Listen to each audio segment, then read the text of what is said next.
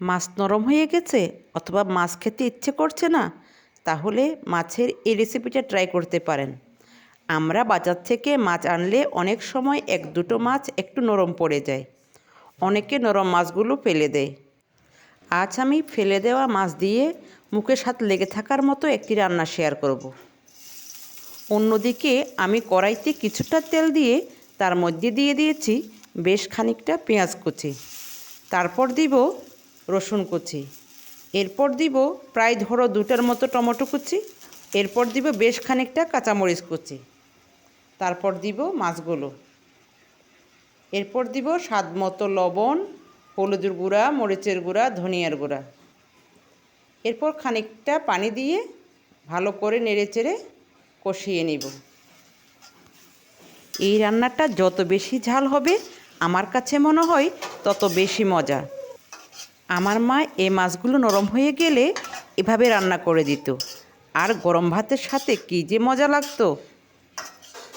মাছগুলো এমনভাবে কষিয়ে নিতে হবে যেন তেল ভেসে আসে, মশলার গন্ধ না থাকে।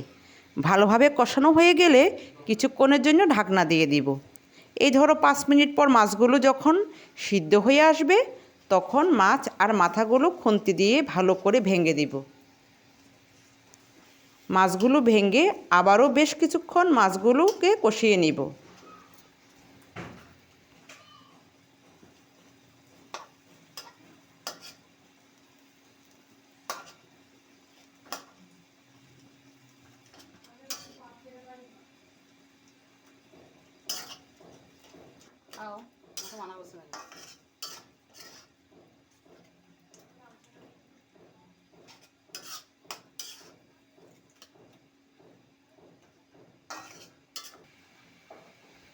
মোটামুটি কষানো হয়ে গেলে তারপর মাছগুলো সিদ্ধ হওয়ার জন্য দিয়ে দিব কিছুটা পানি।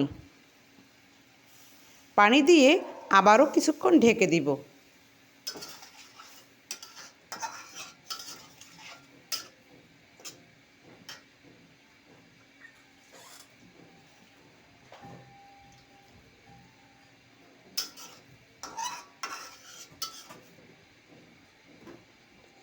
ঢাকনা তুলে পানি যতক্ষণ না শুকিয়ে আসছে ততক্ষণ চুলার উপরে নাড়তে হবে, এতে করে মাছের গন্ধ থাকবে না। মাছ নাড়তে নাড়তে যখন পানি শুকিয়ে আসবে এই পর্যায়ে দিয়ে দিব বেশ খানিকটা ধনিয়া পাতা। ধনিয়া পাতা দিয়ে আবারও নেড়েচেড়ে নামিয়ে নিব। মাছ ফেলে না দিয়ে আপনারাও তৈরি করে নিতে পারেন এই সুস্বাদু রান্নাটি।